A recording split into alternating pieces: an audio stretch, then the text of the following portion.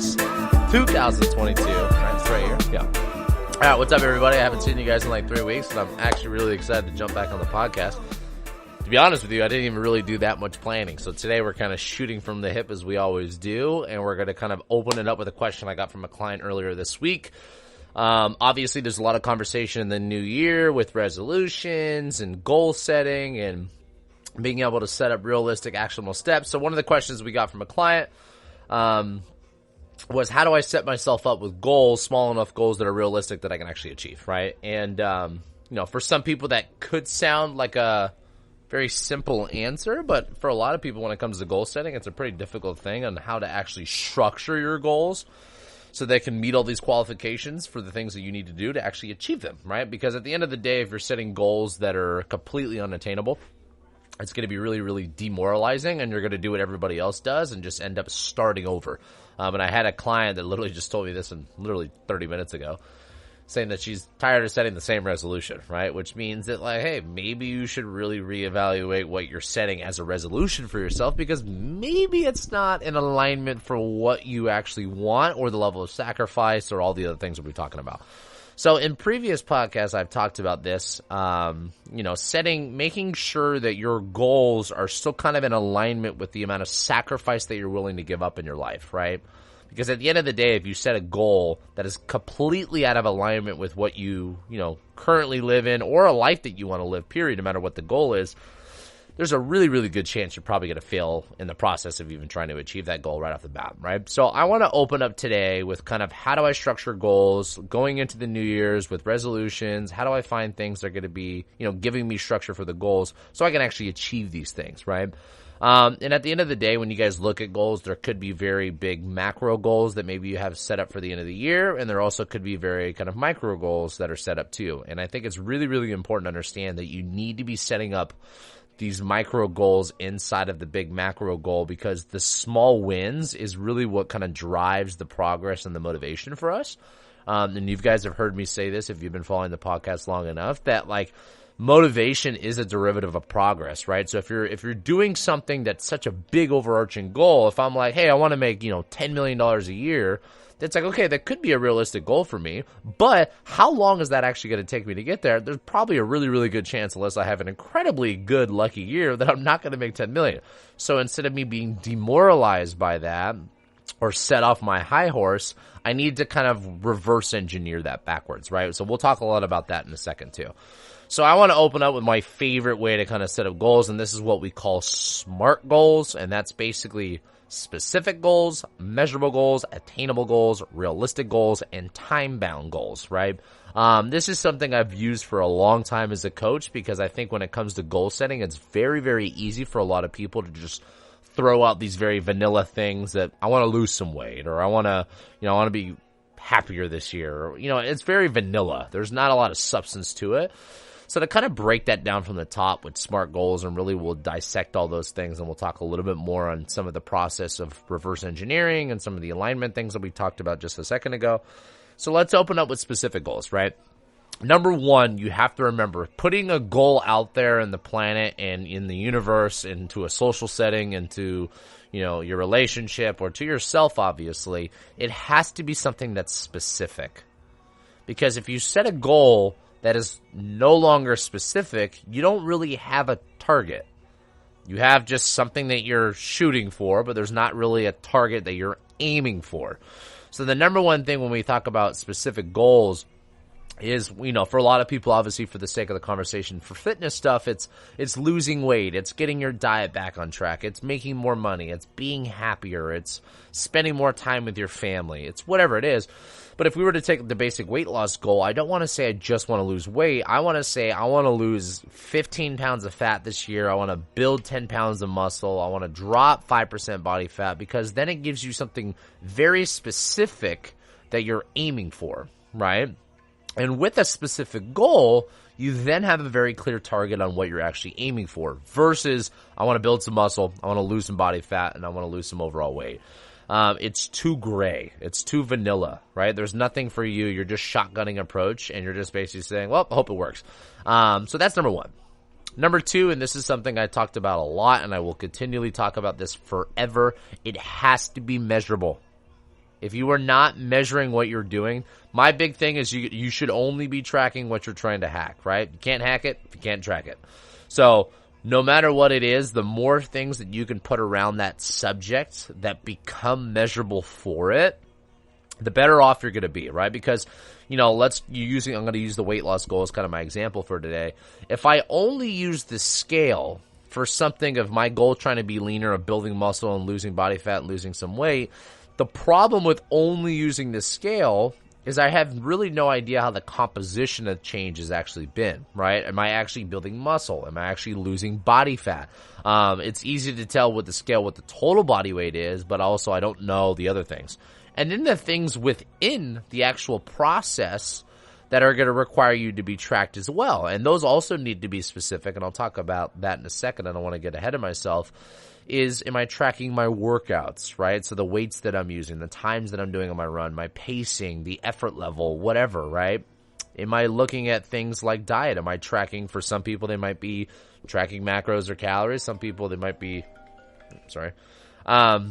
some people's they might be tracking other things, right? So whatever you're tracking food, tracking sleep. I personally started tracking blood sugar. I wear a continuous glucose monitor. So I track sleep, I track, blood sugar. I don't really track my diet necessarily from a macros or calories or pictures or anything like that, because I feel like I got a pretty good hold on my nutrition personally. But whatever you want to grow in or whatever you want to get better at, you have to be tracking this, because having the data in front of you to know how something is going, number one, this is going to help again with motivation, because the biggest thing at the end of the day is between motivation, accountability, structure, and knowledge, which are the four big reasons generally people go out and go get help, as you guys have heard me say before. Knowledge, if you don't know what to do, pretty hard to do. Structure, what's the game plan? How many reps? How many macros? How much sleep? Like how much? Like, what's the game plan? 3 is accountability, right? Which a lot of people struggle with accountability and structure probably the most. But accountability is just like, hey, I can give you the best diet in the world or the best, training program in the world. If you don't show up, you don't do it. Defeats the entire purpose. But the last one is the motivation. We want to learn how to leverage motivation, because motivation is something that is very different than discipline, right? Motivation, for me, is something that goes through its ebbs and flows just like anything else. And if you're only solely relying on times of you being motivated, which a lot of us are during this time, you eventually will burn out sometimes, right? So we want to be able to learn how to leverage motivation and build discipline. Because when you build discipline, right, when there's times of low motivation, this is why I always tell people, the people that come to the gym all of December through the holidays, those are disciplined people. Right? And these are one of my favorite people to work with, because no matter what, when it's cold, when it's rainy, when it's holiday season, when family's home, the fact that you can still show up shows me that you're disciplined enough to your goals, right?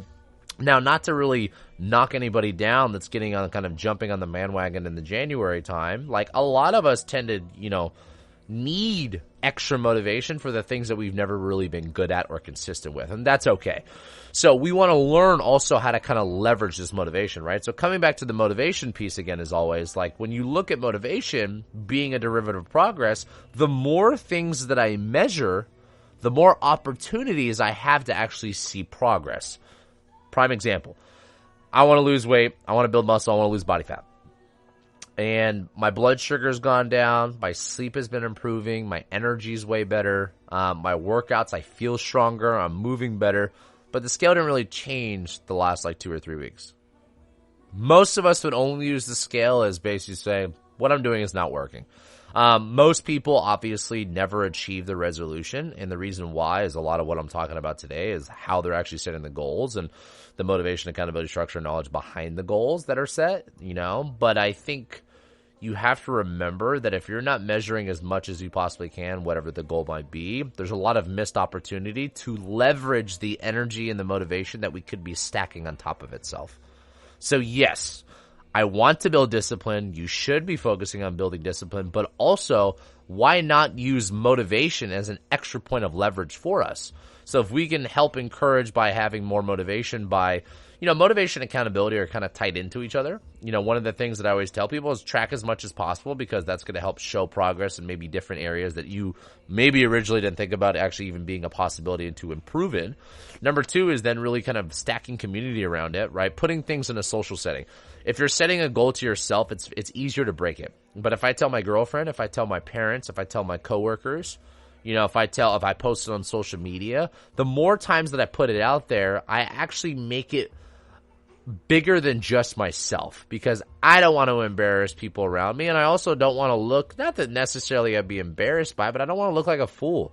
If I told you I want to lose 10 pounds and I told everyone around me and I don't do it, it's a lot harder to do than just being like, well, I only told myself. So no one knows what goal that I didn't achieve, because I didn't really do that.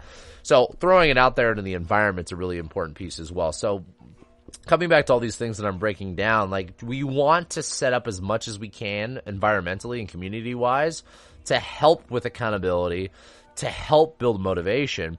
And coming back to the M of SMART goals, the measurable part is a really, really key point of leverage, because the more things that you're measuring, the more opportunities there are for you to really see the progress that's being made, right? So that would be a really, really, really big piece that I'm talking to with a lot of you guys when it comes to goal setting this year, is making sure that they're measurable, but not just one thing. Measure as much as you possibly can. Because there's a lot of times that you will see 1 or 2 or 3 areas, not really see as much improvement as you want. That's okay. It's information. It's up for us to know to move forward. But also, if I was only measuring those things or 1 or 2 things that did change, I immediately look like I'm failing, and I'm already demoralizing, and I'm already demotivating myself, right? But if 3 out of the 6 things that I'm measuring improve, then I go, cool, we are seeing some improvement, and that sparks motivation, right? Makes sense? So, number 3 is then going to be attainable. I think this is probably one of the biggest ones, but really one of the hugest pieces. When you think hugest pieces, that definitely doesn't make any sense, but whatever. Of goal setting, because a lot of us, we hear conflicting things sometimes. We should set goals that are realistic, that are attainable, that I can actually do, but I also should set goals that are big enough that almost scare me a little bit.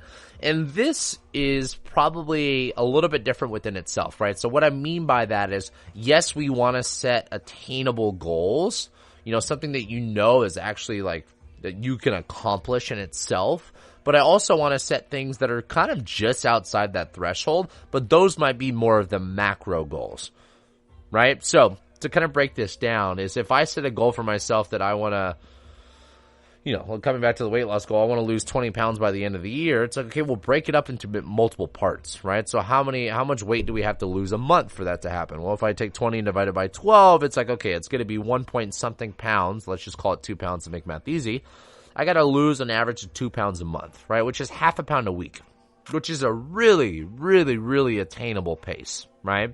But maybe I set something that's a little bit more bold on the fat or the muscle gaining part, right? So maybe I only want to lose 20 pounds of fat, but I want to be able to put 20 pounds of muscle as well.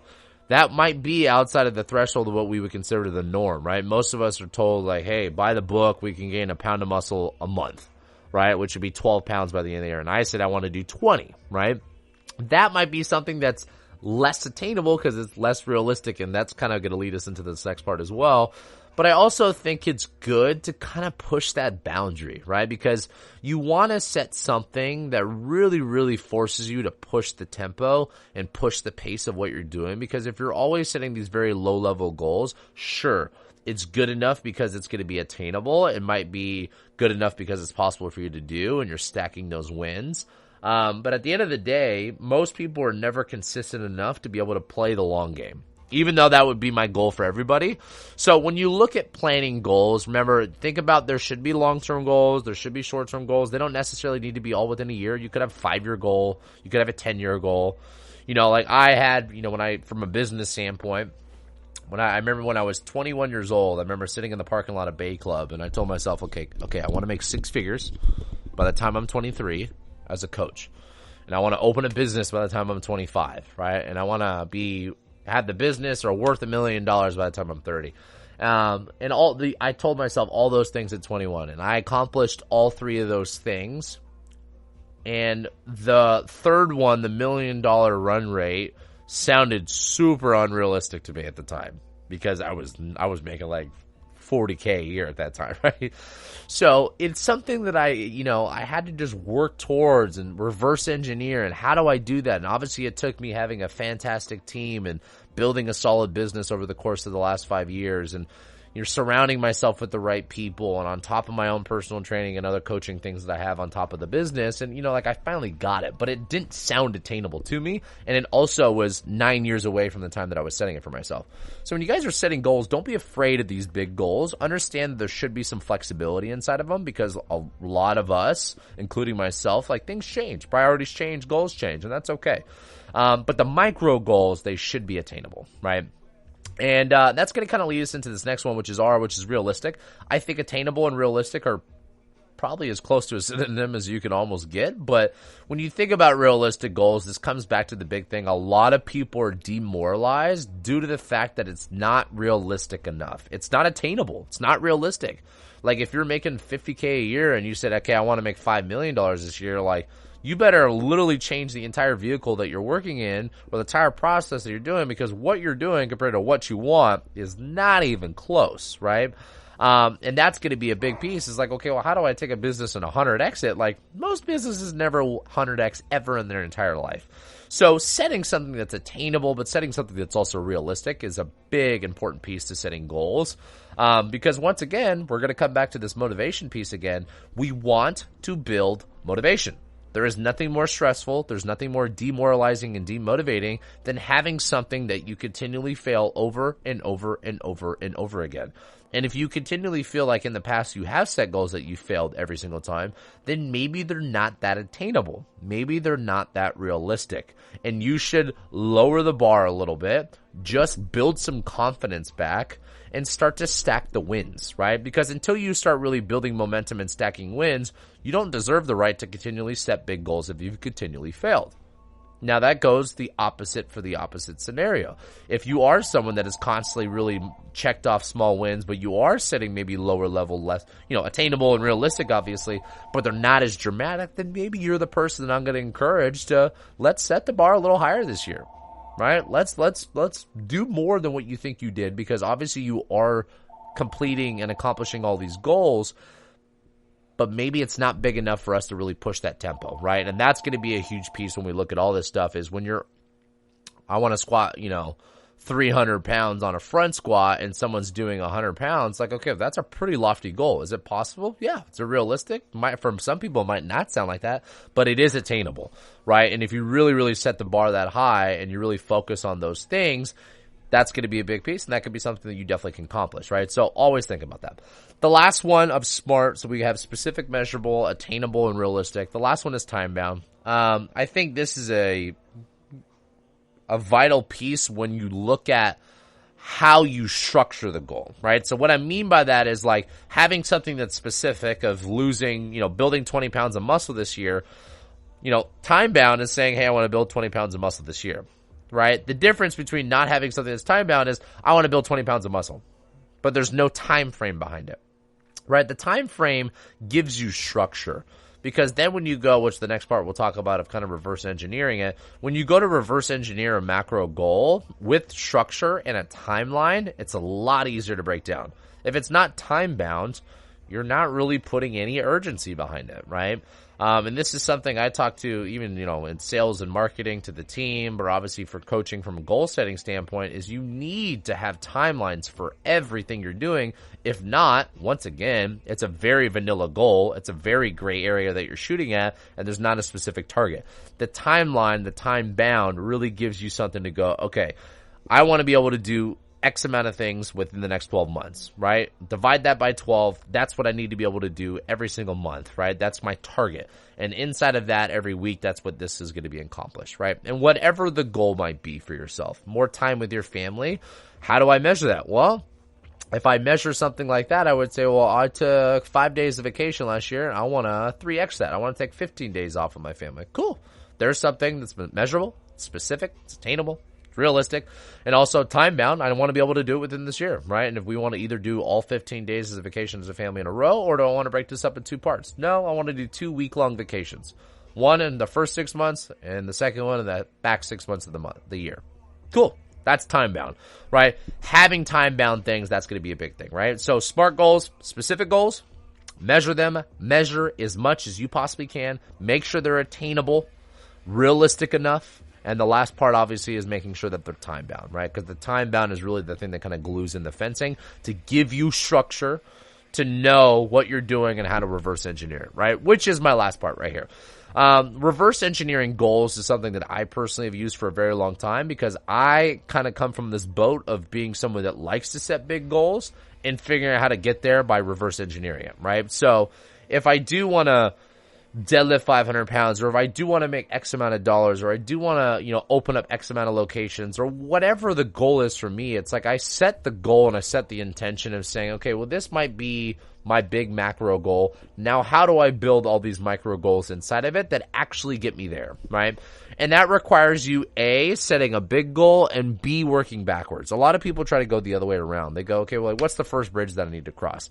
Well, A, it's like, we want to use the macro as a driver all the time. Because I'm going to tell you this as a business owner, I deal with this quite frequently, and especially over the last couple of years with the pandemic. There's a lot of times where my motivation kind of gets rattled a little bit, right? Where I'm kind of like, I don't want to say questioning what I'm doing, but kind of like, man, it's just like there's hard moments that I deal with. And I think all of us deal with this in different ways with family, friend, relationships, work, and fitness and health, and whatever it might be. And having something that's really an overarching big why, the big goal, really is the thing that kind of keeps me going personally, right? And I try to use that as a reminder all the time. So if I just had a micro goal of like, I want to acquire 20 more customers this month or 10 more customers this month, sure, it's a win, right? But is that enough motivation for me when I do have those hard days or I do have those kind of really stressful days to be enough to keep me motivated just with a small goal like that? Fuck no. Fuck no. My overarching goal is like, as a business owner and what I do for a living is I want to impact as many people as I can. And I've set a big goal. If I wanted to run 3 or 5 locations myself, I want to be able to work with thousands of people. I want to be able to work with, ideally down the road, tens of thousands and 1 million people. The more people I can impact, the better. Spreading the message of health and wellness. This is really the true overarching motivation for me, and seeing people happy, right? So those are for me like the big macro goal, right? And I don't care how long it takes me to get there. Eventually I'll reach an audience that's big enough where I'm like, I feel like I'm fulfilling the big macro goal. But I use the big goal as a reminder all the time, right? Because the small goals that I have within the kind of little micro goals of this is my monthly goal, or this is my weekly goal, or this is my quarter goal, whatever, I don't think those goals have enough weight for me to really motivate myself, during the times of stress, right? During the times of hardship, during the times of setbacks or failures. Because that stuff is inevitable and it will happen, but I use the big goal as kind of a reminder. So whatever big goal you have set for yourself of like, if I want to work with 1 million people over the, the course of my lifetime, I want to be able to have 1 million clients, like, okay, well, it's like 1 million clients. If I can have 300 clients per location and I have to do the math on that, it's a lot of people. What if I can do that through social media and online training and other platforms? Then yeah, maybe that's more realistic. Okay, now let's work backwards. Where am I now versus where I want to be at the end goal, and how do I connect these two dots, right? So if I only have 2,500 people following us on Instagram, how do I get that eventually to 1 million? Or if I have 300 members and I want to have over 1,000 members in person, okay, what's the gap? Now, let's dissect the gap, and how do I build something that's actionable that I can get me there? Okay, if I acquire net 10 customers a month at this rate, that means it's going to take me X amount of months and years to get there. Or can I focus on maybe figuring out how to acquire more or retain more, and basically kind of compound and multiply faster? That's another thing, right? So I know I'm kind of probably making this confusing by using so many different examples, but setting SMART goals is number 1. Number 2 is when you set goals, both macro and micro, the big macro goal should be the reminder, should be the motivation, should be the why, and it should be the thing that you continually use as your reminder, but most importantly, using that macro to build the staircase back down to where you currently are, right? So whatever big goal you do have set for yourself, I don't think there's anything that's not realistic as long as it really is in alignment with what you want. Build the steps back down to where you're currently standing today, because that's the staircase that you need to follow. And you need to track it as much as you can and measure along the way, because until you cover staircase number 1, you can't go to 2 and vice versa and so on. So that's going to be a big thing. And then the last thing, as just a kind of a reminder again for everybody, make sure you set goals that are in alignment for what you want, not what your mother wants, your girlfriend or boyfriend wants, or your friends want, or your coworkers want, what you want. Because I think this is probably one of the biggest mistakes people make when setting goals, is they're not setting goals. There are a lot of people just living in alignment with how they truly feel about themselves, period. And this is why so many people are unhappy and stressed and sad about what they're doing, is because they're not doing it for themselves, right? So take this opportunity once again at the beginning of a year to become a little bit more selfish, and remember that you can't fill from an empty cup. So when you're setting these goals and you're building a plan for yourself, it requires you doing more for you, and that also requires you being in more alignment for what you want. Don't sacrifice your happiness for other people and what you think that they would like out of you or they expect out of you, because to be frank with you, who gives a fuck? Who gives a fuck with your parents or your friends or your girlfriend thinks, or your boyfriend or your partner or your coworkers think, if you're not happy? If you're not happy, it doesn't make sense, right? So just really take that home as the last piece for today, is use that as a reminder. Use that as the motivation. Make sure it's in alignment with what you want. Don't be afraid to use influence of other people that are close to you. But at the end of the day, it should be more important about what you want, not what they want, right? All right, guys, I'll cut it off there. I'm excited to continue this podcast. To be honest with you, this is probably one of my favorite things that I picked up and added to the routine for you guys. Got a lot of great feedback over the course of months doing it. I don't know how many episodes we've done. I plan on keeping this every single Friday that I'm here. Information and topics will always be, kind of just brought up from things that are just real life scenarios between clients or scenarios that I'm dealing with personally. So the more ideas, the more topics that you guys want to hear me talk about, I would love the suggestions. I love the feedback. As always, leave a review, share it with the people that you think you need to share it. I would love to kind of grow this to be able to impact more people. Like I said earlier, this really fills my cup. It's easy for me to do a podcast. I love doing it. I enjoy doing it. And as always, have a great day. Have a good weekend.